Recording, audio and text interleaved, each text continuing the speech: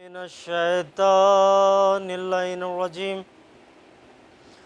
بسم اللہ الرحمن الرحیم الحمدللہ الذی لا یبلغ مدحتہ القائلون ولا یحصی نعمہ العادون ولا یؤدی حقہ المجتہدون الذی لا یدرکہ بعد الہمم ولا ینالہ غوث الفتن الذي ليس لصفته حد محدود ولا نعت موجود ولا وقت معدود ولا أجل ممدود فطر الخلائق بقدرته ونشر الرياح برحمته نادى عليا مظهر العجائب تجده لك في النوائب کل ہم و غم سینجلی بعظمتک یا اللہ بنبوتک یا محمد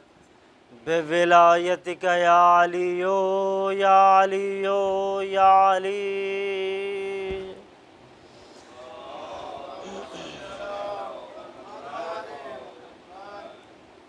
ثم الصلاة والسلام علی رسولہ المبین الملقب بطہ و یاسین بالقاسم محمد وعلی اہل بیتہ الطیبین الطاہرین المعصومین المظلومین ولعنۃ اللہ علی اعدائہم اجمعین اما بعد فقد قال اللہ سبحانہ وتعالی فی کتابہ الکریم وما خلقت الجن والانس الا لیعبدون صلوات بر محمد۔ عزیزان محترم اور بزرگان قوم و ملت، ایک طالب علم کے ایصال ثواب کی مجلس ہے اور طالب علم بھی کوئی عام طالب علم نہیں بلکہ ایک خاص طالب علم، اس لیے خاص مرتبہ بھی ہوگا۔ ایک عام انسان کے لیے کہ جو عام انسان ہے اور محب علی ہے، اس کے لیے خداوند کریم نے اپنے رسول سے کہلوایا کہ میرے رسول ساری دنیا کو بتلا دو کہ جو تمہاری محبت کے اوپر، علی کی محبت کے اوپر مرے گا ماتا شہیدہ، وہ عام موت نہیں مرے گا بلکہ شہید کی موت مرے گا۔ یہ عام پیمانہ ہے اس انسان عام کے لیے کہ جو عام ہے از جہت علم بھی، لیکن خاص ہے از جہت مودت والمحبت۔ لیکن اب یہ پیمانہ جب مودت سے بڑھ کر اس طریقہ کار پر چلتا ہے کہ جہاں پر جس راستے کو نبی اپنا راستہ کہہ رہے ہوں، جس راستے کو علی اپنا راستہ بتلا رہے ہوں، جو راستہ دین اسلام کا راستہ ہے، اب جب ایسا انسان ہے تو اس کا مرتبہ بھی الگ اور بلند و بالی ہوگا۔ اس کے لیے کیا ہے؟ اس کے لیے یہ ہے کہ یہ ایک تو محب ہے علی کا، دوسرے طالب علم ہے، اور طالب علم کی شان یہ ہے کہ حالت زندگی میں ہی خدا نے تمام ملائکہ کو حکم دیا کہ میری مخلوق میں سے کوئی بھی مخلوق ہو، کسی کے سامنے اپنے پروں کو بچھانے کی ضرورت نہیں، میں نے تمہارا معیار بلند قرار دیا ہے، لیکن جان لو جو بھی راستہ محمد وآل محمد پر چلتا ہوا اس دین کے قریب آئے گا جس دین کے لیے میں نے کہا ہے ان الدین عند اللہ الاسلام، کہ دین خدا کے نزدیک صرف اسلام ہوگا۔ اب جو بھی بندہ اس دین پر چل کر اس دین کا رہبر قرار پائے گا اس کے لیے خدا نے معیار قرار دیا اور مبنا قرار دیا کہ فرشتوں تمہارا احترام ایک طرف، اس کا احترام ایک طرف۔ جب بھی یہ اپنے کمرے سے نکل کر بازاروں میں یا کسی مسجد میں یا کسی مدرسے میں یا کسی اجتماع میں نکلے تو تمہیں میری طرف سے حکم ہے کہ اس کے قدموں کے نیچے اپنے پر بچھا دینا، قدموں کے نیچے پر بچھا دینا۔ یہ معیار ہے۔ میں نے آیت کا انتخاب کیا، وَمَا خَلَقْتُ الْجِنَّ وَالْإِنسَ إِلَّا لِيَعْبُدُونَ۔ مفسرین، اکثر مفسرین لیعبدون کا جو ترجمہ کرتے ہیں لیعرفون، کہ میں نے جن و انس کو پیدا نہیں کیا مگر اس لیے پیدا کیا کہ وہ میری معرفت کرے، اور معرفت کے لیے سب سے پہلا زینہ یہ ہے کہ انسان آغوش مادر سے جو سیکھا ہے، باپ کی گودی سے جو ملا ہے، معاشرے سے جو اس نے حاصل کیا ہے، لیکن سب سے پہلا زینہ معرفت خداوندی کے لیے کیا ہے؟ معرفت خداوندی کا سب سے پہلا زینہ اور معیار ہے کہ وہ حصول علم کرے۔ اور جو ہمارا مرحوم مغفور ہے، اس نے اپنی زندگی کا وہ لمحہ تو ہم نہیں جانتے کہ جس لمحے میں اسے شعور نہیں تھا کہ کیا ہوتا ہے، کیا صحیح ہے اور کیا غلط ہے، اس لمحے کی ضمانت تو ہم نہیں لیتے، لیکن مرحلہ ابتدائیہ سے لے کر اس نے اپنی زندگی کا ہر لمحہ اسی ذوق اور انہی اجواء کے اندر گزارا ہے کہ جہاں پر معرفت خداوند عالم لوگوں کو دی جاتی ہے، لوگوں کو سکھلائی جاتی ہے کہ خدا نے تمہیں پیدا کیا ہے تو خدا کے بتائے ہوئے راستے پر چلو، خدا نے تمہیں یہ حیات دی ہے تو خدا کے بتائے ہوئے راستے پر چلو۔ یہ آنکھ جیسی نعمت، یہ ہاتھوں جیسی نعمت، یہ قدموں جیسی نعمت، یہ دل جیسی نعمت، دماغ جیسی نعمت، جسم جیسی نعمت، ان تمام نعمتوں کا مجموعہ خدا نے تمہیں بنایا، اور بنانے کے بعد کیا کہا؟ وَمَا خَلَقْتُ الْجِنَّ وَالْإِنسَ إِلَّا لِيَعْبُدُونَ إِلَّا لِيَعْرِفُونَ۔ صرف اس لیے یہ تمام نعمتیں تمہیں دی ہے تاکہ تم میری معرفت حاصل کرو۔ صلوات بھیج دے محمد وآل محمد پر،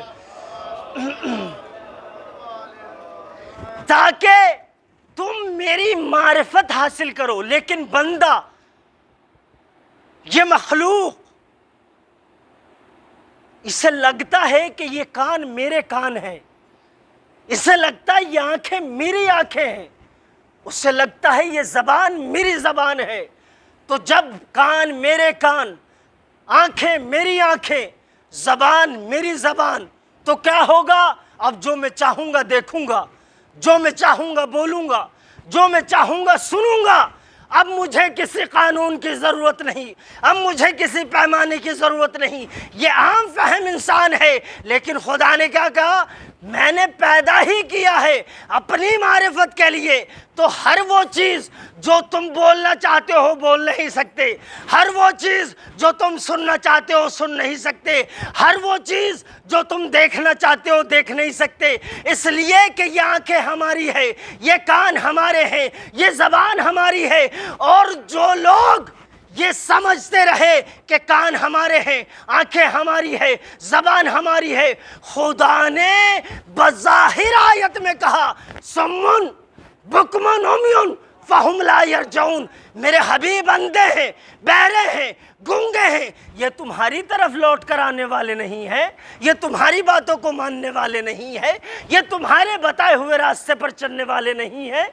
تو کیا واقعی وہ بہرے تھے؟ کیا واقعی وہ گونگے تھے؟ کیا واقعی وہ اندھے تھے؟ نہیں، بظاہر دیکھ بھی رہے تھے، بظاہر بول بھی رہے تھے، بظاہر سن بھی رہے تھے، اور قرآن کہہ رہا ہے یہ اندھے ہیں، بہرے ہیں، گونگے ہیں، بظاہر بول رہے ہیں، بظاہر دیکھ رہے ہیں، بظاہر سن رہے ہیں، لیکن قرآن مزاج خداوندی بتانا چاہتا ہے کہ خدا نے آنکھیں دی ہے تو اسی اعتبار سے دیکھو جو وہ دکھلانا چاہتا ہے، اسی اعتبار سے بولو جو وہ بلوانا چاہتا ہے، اسی اعتبار سے سنو جو سنوانا چاہتا ہے۔ اس لیے کہ اگر تم نے اپنے اعتبار سے دیکھا تو سم بکم عمی فہم لا یرجعون، لیکن اگر ہمارے اعتبار سے دیکھا تو یہ کان تمہارے کان نہیں بلکہ اذن اللہ ہے، تمہاری زبان نہیں بلکہ لسان اللہ ہے، تمہارے ہاتھ نہیں بلکہ ید اللہ ہے۔ صلوات بھیجے محمد وآل محمد پر۔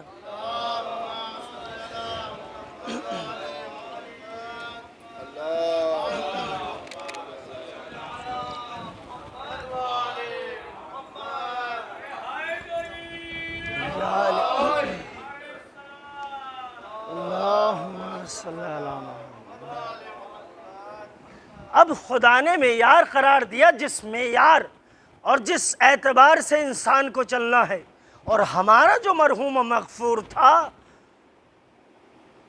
ہم نہیں جانتے اس کے بارے میں الا خیرہ۔ اس نے اپنی زندگی کا ہر لمحہ خداوند عالم کی راہ میں صرف کیا ہے، وہ چاہے اس نے اپنی ابتدائی تعلیم ہندوستان میں طے کی ہو یا اپنی اعلیٰ تعلیم کے لیے نجف اشرف میں آیا ہو۔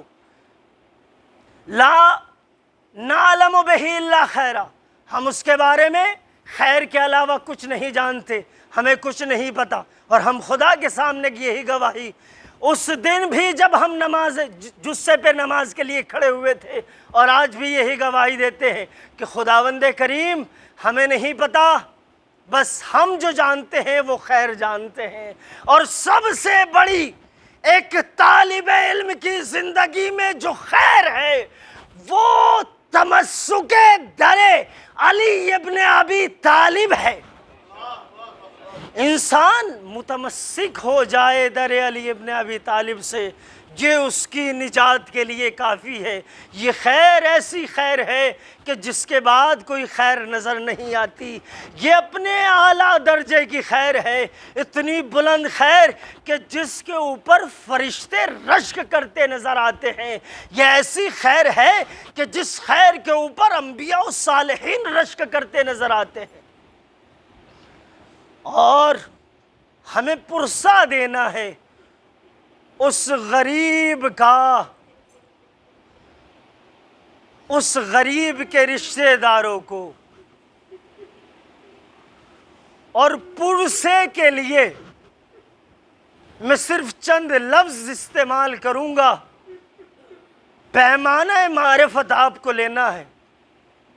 میں کہوں گا مرحوم مغفور، غربت میں موت آئی لیکن تمہارے ساتھ کھڑے ہونے والے تمہارے رشتہ دار بھی کھڑے تھے، تمہارے دوست بھی کھڑے تھے۔ جب تمہارے غسل و کفن کی بات آئی تو تمہیں غسل بھی ملا، تمہیں کفن بھی ملا۔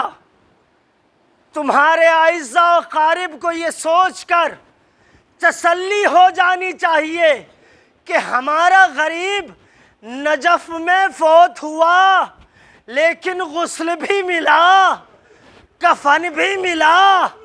ارے ہائے حسین، نبی کا نواسا حسین، فاطمہ کے جگر کا ٹکڑا حسین کربلا کے میدان میں غریب تھا، اور ایسا غریب تھا کہ 3 دن سے نہ کچھ کھایا تھا، 3 دن سے نہ کچھ پیا تھا، لیکن شہادت کے بعد جب غسل کی باری آئی تو پانی نظر نہ آیا، کربلا کی خاک حسین کا غسل بنی۔ جب کفن کی باری آئی، کربلا کی تپتی ہوئی ریت حسین کا کفن بن گئی۔ میں کہوں گا صبر کرو، صبر کرو اعزاء و اقارب اور دوستو۔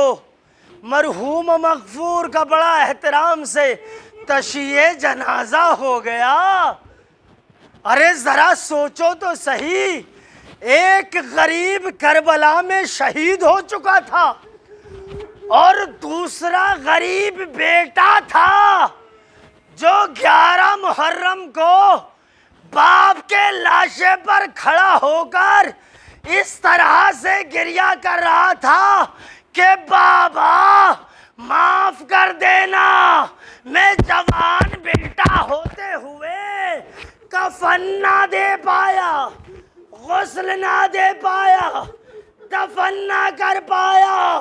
ارے وہ ایسا منظر تھا کہ زینب کو کہنا پڑا بیٹا سجاد صبر کر لے، ایسا نہ ہو کہ تیری روح قفس عنصری سے پرواز کر جائے۔ انا للہ و انا الیہ راجعون، رضا بقضائہ و تسلیما لامرہ۔ پروردگار عالم، تیری بارگاہ میں دعا ہے اور امیر المومنین کے چوکھٹ کے صدقے میں دعا کر رہے ہیں کہ مرحوم و مغفور کی جو بھی گناہ ان سب کو معاف کر دے۔ میرا معبود، ہم سب نے اپنی طرف سے مرحوم و مغفور سے اگر کوئی بھی کمی یا زیادتی ہوئی ہو، ہم نے اپنی طرف سے اسے معاف کیا۔ تو تیری بارگاہ میں دعا ہے کہ ہم اس سے آخری لمحے بات نہ کر پائے، ہم سے جو بھی گستاخیاں اس کے لیے ہوئی ہے وہ گستاخیاں معاف کرا دینا، آخری لمحے ہم اس سے بات نہ کر پائے۔ میرے معبود، تیری بارگاہ میں دعا ہے اگر تیری عبادت میں کوئی کوتاہی ہوئی ہو اس کوتاہی کو معاف کر دینا۔ میرے معبود، جو بھی مجلس میں بیٹھے ہیں ان سب کو اپنی حفظ و امان میں رکھ، اگر بیمار ہیں ان کو شفائے کامل و عاجلہ عنایت فرما۔ میرے معبود، ان سب کو اپنے گھروں تک سالمین غانمین پلٹنے کی توفیق عطا فرما۔ سب سے بڑی دعا تیری بارگاہ میں امام علی کے توسط اور واسطے سے یہ ہے کہ ہمارے 12ویں امام کے ظہور میں تعجیل فرما، تعجیل فرما، تعجیل فرما۔